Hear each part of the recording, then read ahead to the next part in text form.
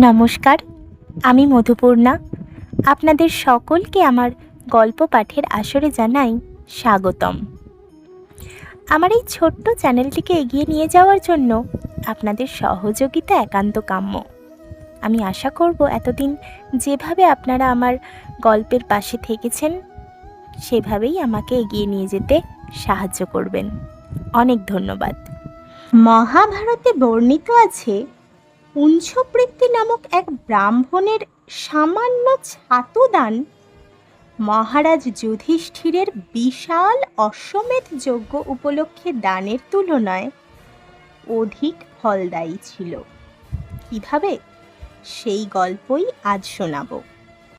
আপনারা মনোযোগ দিয়া শ্রবণ করুন। উঞ্ছবৃত্তি নামক এক ব্রাহ্মণ ছিলেন। তাহার স্ত্রী, এক পুত্র ও পুত্রবধূ ছিল। ক্ষেতের শস্য কাটিয়া নিলে যাহা পড়িয়া থাকে, উঞ্ছবৃত্তি এবং তাহার পরিবার সেই শস্য মাত্র আহার করিতেন। এই রূপে তাহাদের দিন যাইত। তারপর দেশে দুর্ভিক্ষ আসিল, ক্ষেতের শস্য নষ্ট হইল, ব্রাহ্মণের কষ্ট বৃদ্ধি পাইল। তখন কোনোদিন অতি কষ্টে তাহাদের কিঞ্চিত আহার জুটিত, কোনোদিন একেবারেই জুটিত না। এই সময়ে একবার সারা দিন ঘুরিয়া শেষ বেলায় ব্রাহ্মণ কিঞ্চিত জব পাইলেন। তাহাতে তাহার পরিবারের লোকেরা আহ্লাদিত হইয়া সেই জবের ছাতু প্রস্তুত করিল। তারপর সকলে স্নান আহ্নিক অন্তে সেই ছাতু আহারের আয়োজন করিলেন। এমন সময় সেখানে এক অতিথি ব্রাহ্মণ ক্ষুধায় কাতর হইয়া উপস্থিত।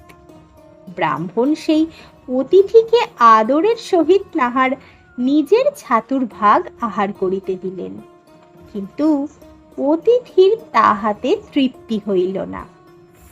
তাহা দেখিয়া ব্রাহ্মণই তাহার নিজের ভাগ অতিথিকে দিলেন, কিন্তু তথাপি তাহার তৃপ্তি হইল না।